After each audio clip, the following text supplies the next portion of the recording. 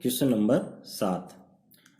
Hasan school वर्दी बनाने के लिए 2 प्रकार का कपड़ा खरीदता है। इसमें कमीज के कपड़े का भाव 50 रुपये प्रति मीटर तथा पतलून के कपड़े का भाव 90 रुपये प्रति मीटर है। वह कमीज के प्रत्येक 3 मीटर कपड़े के लिए पतलून का 2 मीटर कपड़ा खरीदता है। वह इस कपड़े को क्रमशः 12% तथा 10% लाभ पर बेचकर 36,000 रुपये प्राप्त करता है। उसने पतलूनों के लिए कितना कपड़ा खरीदा? हमें इसमें पतलून के लिए जितना कपड़ा खरीदा है वो हमें ज्ञात करना है। तो सबसे पहले जो दिया है वो लिख लेते हैं। देखो क्या दिया है, कमीज के कपड़े का भाव 50 रुपये प्रति मीटर, पतलून के कपड़े का भाव 90 रुपये प्रति मीटर। अब देखो कमीज तथा पतलून के कपड़े का अनुपात क्या है, क्या लिखा है, यदि 3 मीटर कपड़ा कमीज के लिए खरीदता है तो पतलून के लिए 2 मीटर। तो यहाँ अनुपात क्या हो जाएगा, 3:2। तो अब हम लिखेंगे कमीज के लिए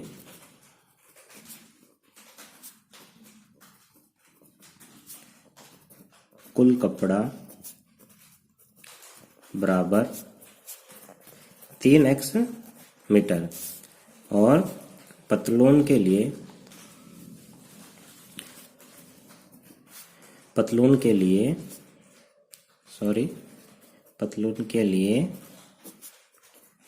कुल कपड़ा बराबर कितना हो जाएगा, 2x मीटर। अब देखिए तो हमने कमीज के लिए कुल कपड़ा 3x, पतलून के लिए कुल कपड़ा 2x। तो अब इनका मूल्य ज्ञात कर लेते हैं। कमीज के कपड़े का कुल मूल्य कितना हो जाएगा। देखो कमीज के लिए कुल कपड़ा कितना है, 3x है और भाव क्या है, 50 रुपये प्रति मीटर के दर से। तो 50 रुपये प्रति मीटर, तो 50 को 3 से गुणा करेंगे तो 150 और x का x। तो कमीज का कुल मूल्य कितना हो गया, 150 x रुपये। अब पतलून के कपड़े का कुल मूल्य, तो देखिए कुल कपड़ा कितना था, 2x और इसका क्या भाव था, 90 रुपये प्रति मीटर। तो इसको 90 से गुणा करेंगे, क्या आएगा, 90 को 2 से गुणा करेंगे तो 180 x रुपये। अब देखो आगे क्या लिखा प्रश्न में, वह इस कपड़े को क्रमशः 12% तथा 10% लाभ पर बेचकर 36,000 रुपये प्राप्त करता है। तो 12% किस पे कमा रहा है, वो कमा रहा है कमीज के कपड़े पे। तो हम लिखेंगे कमीज का लाभ प्रतिशत। तो कमीज का लाभ प्रतिशत कितना हो जाएगा, 150 x इंटू 12%।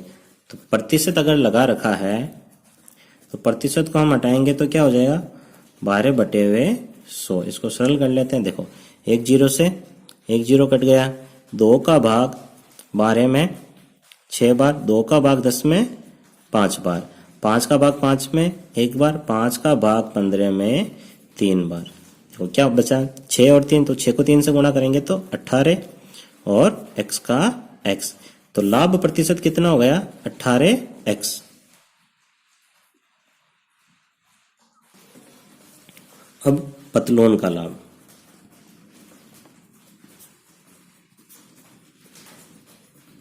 तो पतलून का कुल मूल्य कितना है, 180 x और इस पे कितने प्रतिशत लाभ है, 10%। तो 10/100, 1 0 से 1 0 और इस 0 से ये 0 गए, पीछे क्या बचा, 18x। अब देखो कमीज का विक्रय मूल्य क्या हो जाएगा, कमीज का विक्रय मूल्य, देखो उसका क्रय मूल्य कितना आया था अपने पास, कमीज के कपड़े का कुल मूल्य अपने पास आया 150। तो विक्रय मूल्य हो जाएगा 150x प्लस के लाभ, और लाभ कितना है अपने पास कमीज का, 18x। तो 150 और 18x कितने हो जाएंगे, 168x और पतलून का विक्रय मूल्य क्या हो जाएगा? पतलून का विक्रय मूल्य देखो, उसका क्रय मूल्य कितना आया? 180x और इस पे लाभ कितना आया था? 18x। तो ये हो गया 198x। अब आगे,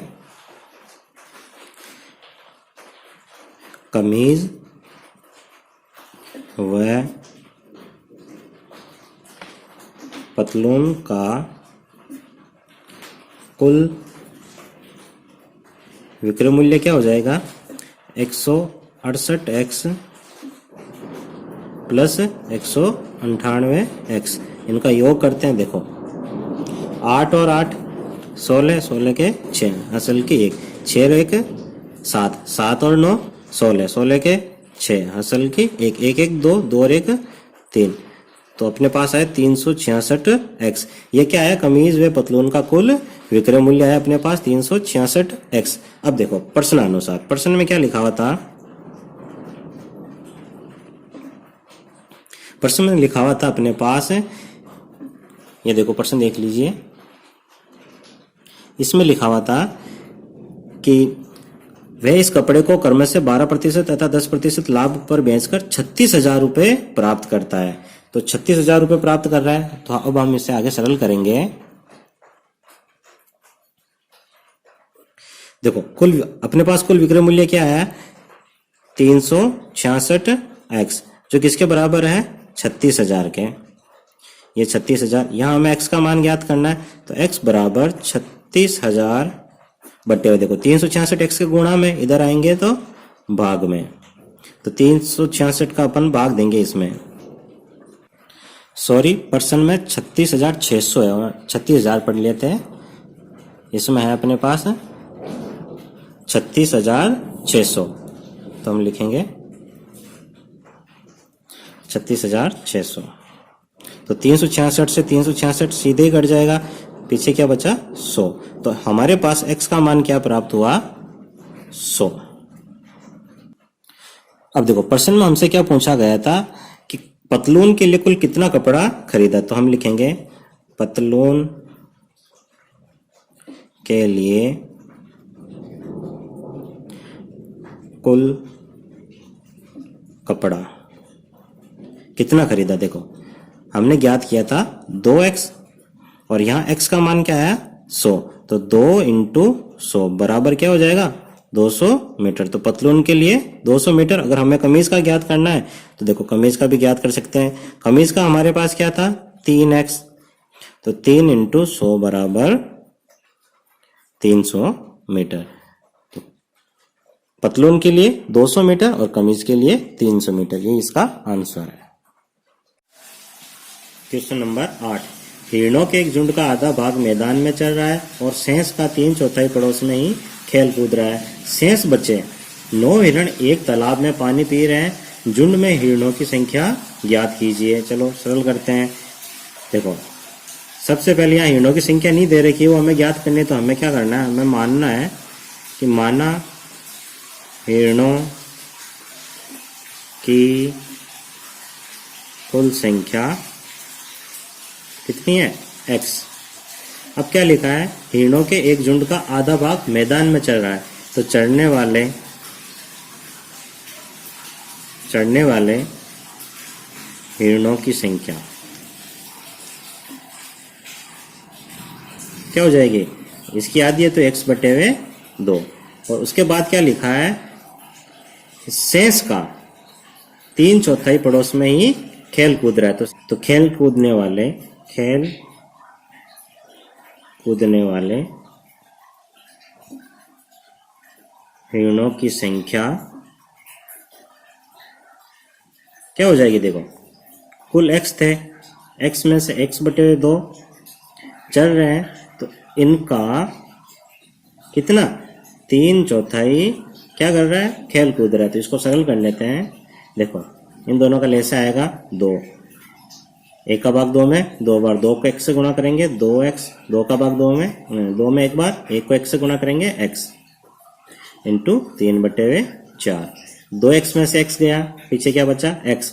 x को 3 से गुणा करेंगे क्या बन जाएगा 3x, और 4 को 2 से गुणा करेंगे तो 8। तो खेल कूदने वाले हिरणों की संख्या क्या हो गई 3x बटे हुए 8। अब क्या लिखा, शेष बचे 9 हिरण एक तालाब में पानी पी रहे। तो शेष कितने बच गए, शेष हिरणों की संख्या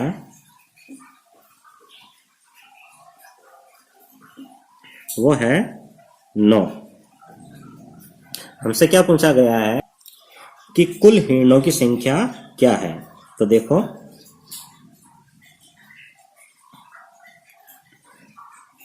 हमने हिरणों की संख्या क्या मानी थी x। अब उसने क्या कहा कि आधे हिरण तो क्या कर रहे हैं, चल रहे हैं, और खेल कूद करने वाले हिरणों की संख्या क्या है 3x बटे 8, और पीछे बचे हिरणों की संख्या 9। हम क्या करेंगे का प्लस पे लेंगे। देखो 2 8 या कुछ नहीं तो 1 मान सकते हैं। तो 2 और 8 का ले से क्या आएगा 8 ही आएगा। 2 का भाग 8 में 4 बार, 4 को x से गुणा करेंगे क्या आएगा 4x। 8 का भाग 8 में 1 बार, 1 को 3x से गुणा करेंगे 3x।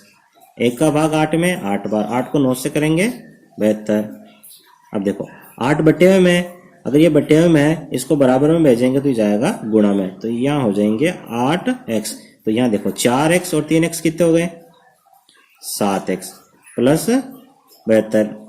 अब देखो चरों को एक तरफ करते हैं तो 8x प्लस के 7x इधर आएंगे तो माइनस के 7x बराबर में 72। 8x में से 7x गए, पीछे बचा x, और अपना आंसर आया 72। तो हिरणों की कुल संख्या कितनी हो गई 72। अगला क्वेश्चन नंबर 9। दादाजी की आयु अपनी पौत्री की आयु की 10 गुनी है। यदि उनकी आयु पौत्री की आयु से 54 वर्ष अधिक है तो उन दोनों की आयु ज्ञात कीजिए। क्या लिखा है, दादाजी की आयु अपने पौत्री की आयु की कितनी है 10 गुनी। तो हम क्या करेंगे, हम इसमें पौत्री की आयु मान लेंगे, माना पौत्री की आयु x वर्ष, तब दादाजी की वर्तमान आयु क्या हो जाएगी 10x, क्योंकि प्रश्न में यह लिखा है कि जितने वर्ष पौत्री की आयु है उसकी 10 गुनी दादाजी की आयु है। तो देखो यहाँ पे भी पौत्री में भी अपन वर्तमान लिख लेंगे। अब आगे क्या लिखा है, यदि उनकी आयु, किनके दादाजी की आयु पौत्री की आयु से 54 वर्ष अधिक है। तो देखो प्रश्नानुसार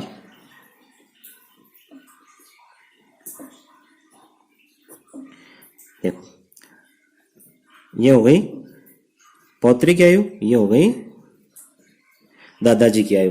क्या कहा उसने कि यदि उनकी आयु पौत्री की आयु से 54 वर्ष अधिक है, तो ये कितना वर्ष अधिक है 54 वर्ष अधिक है। हम इन्हें क्या कर रहे हैं बराबर कर रहे हैं। तो जब भी हम बराबर करेंगे तो जिनके बारे में कहा जाता है ना कि ये अधिक है या इनसे इतना गुना है, तो हम उनको उनसे गुणा नहीं करके दूसरी तरफ वो संख्या जोड़ देते हैं।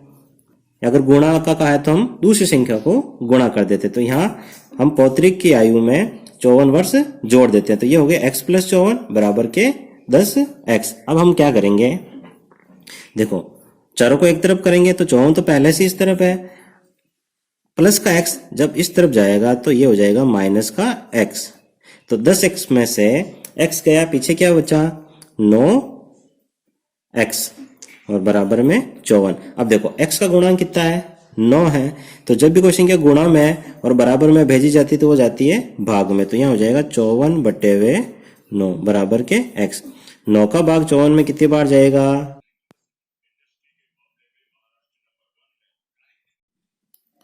Question number 10। अमन की आयु उसके पुत्र की आयु की 3 गुनी है। 10 वर्ष पहले उसकी आयु पुत्र की आयु की 5 गुनी थी। दोनों की वर्तमान आयु ज्ञात कीजिए। तो हम क्या करते हैं, हम मान लेते हैं, माना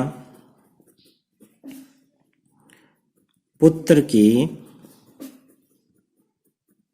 वर्तमान आयु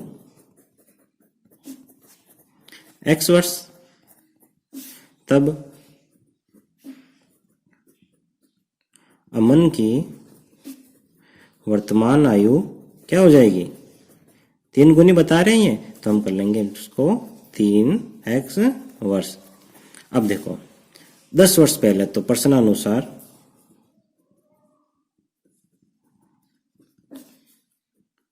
10 वर्ष पहले,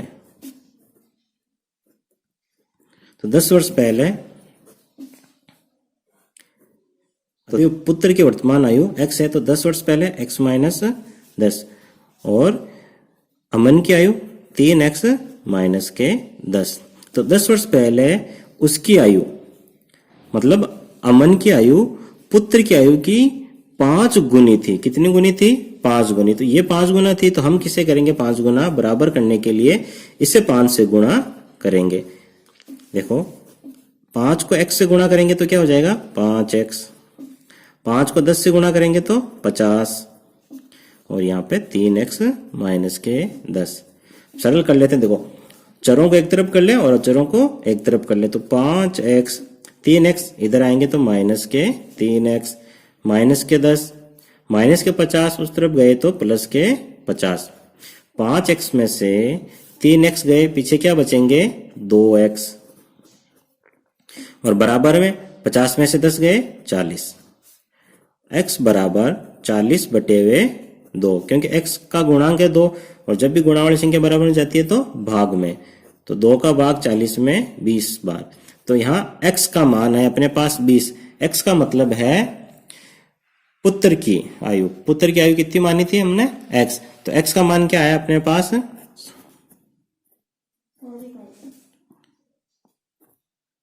तो 20 दिए 60 वर्ष। पुत्र की वर्तमान आयु 20 वर्ष और अमन की वर्तमान आयु कितनी हो गई 60 वर्ष। यही इसका आंसर है।